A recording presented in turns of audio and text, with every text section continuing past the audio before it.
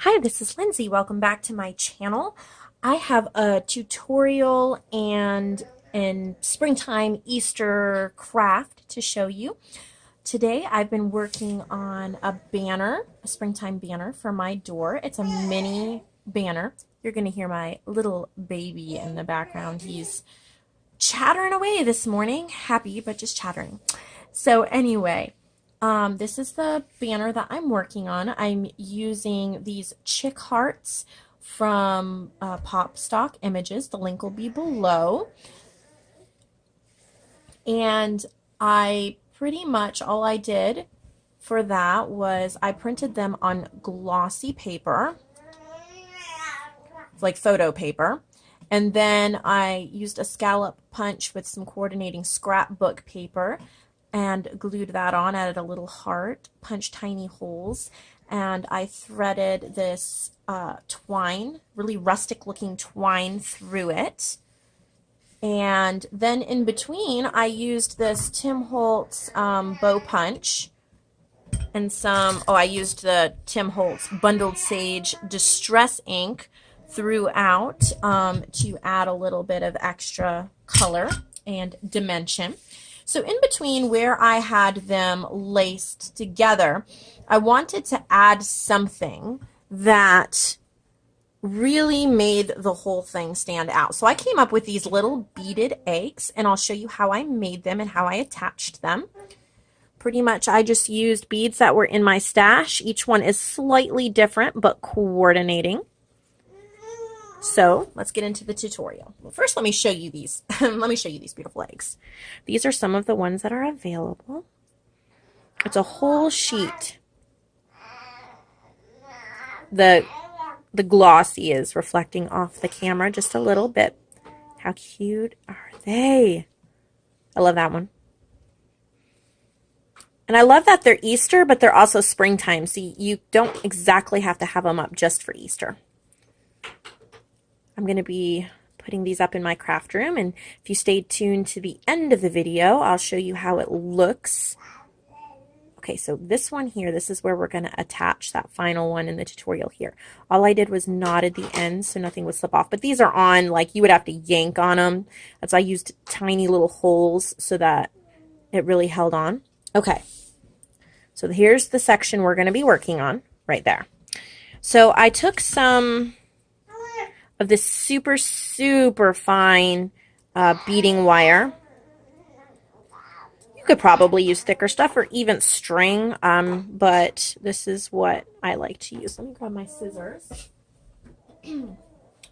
So all I did was snip a section off. It's going to be hard to see since it's so thin, but I'll try to. I folded it in half. Okay, like that. And then I twisted the top a few times and made a little loop. So I just twist, twist. Okay, you see there's a loop? Okay, so now I have a loop and two strands. And then I took my bowl of coordinating beads. Get those into view here. Get everything else out of it. Okay, these are my bowl of coordinating beads. And then I just strung on what I wanted. And I kind of did two smaller ones, then two larger ones. I'm sure that you could do these even bigger and with bigger beads and all that, but I really did not want to make them bigger than the hearts I was working with because I really wanted the focus to be on the chicks. Okay, so then a little bit smaller again. And I did not go and buy specific beads for these. I just found some in my stash that coordinated, and it's a great way to use them up. And I really like how they're all different. And then I end with bigger ones. Let's see here. Find one. Silver. Okay, so then once I do that, so it's two smaller, two, okay, so smaller, smaller, bigger, bigger, smaller, smaller, bigger, bigger, I don't know. Anyway, 1, 2, 3, 4, 5 on each side there. I think that's what I did on all of these. 1, 2, 3, 4. Actually, I did 4 on the other ones. Well, I just added a little much here. Okay. So 4 beads on each side. 1, 2, 3, 4, 1, 2, 3, 4. And that should be, yeah, that's what I did on the other ones. Okay. 4 on each side. So then I pinch them together and twist a few times. So it'll look like that. Let's see if I can get that into focus.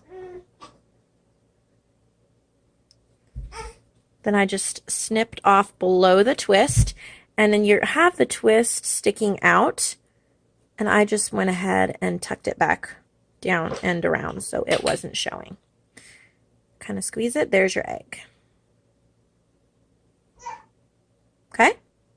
So now you still have this sticking out. This is where what you are going to hot glue to the twine. So you're going to hot glue it, and then I have a punch here, a bow punch, and I just distressed the edges with some of the bundled Sage Tim Holtz Distress ink.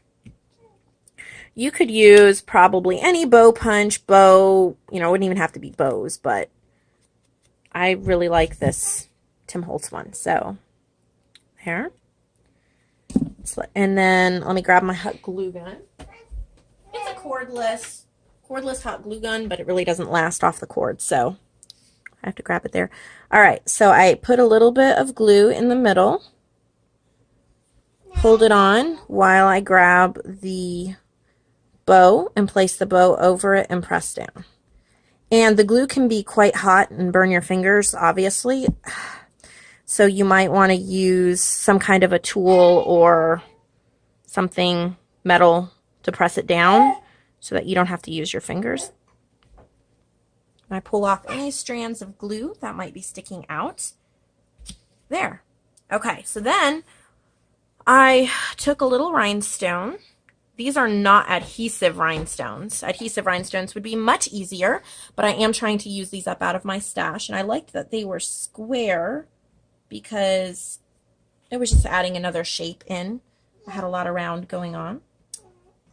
And there we go. So the banner is now complete. And I'm going to go hang it. Okay, so I hung the chick banner here on the door in my craft room. I just kind of made it whimsical and up and down and everything there. It would be nice to hang other decorations around it, but this is what it would look like. Let me get a little closer.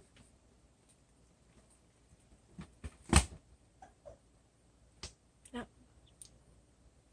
So I hope that gave you some ideas for your Easter and springtime crafting.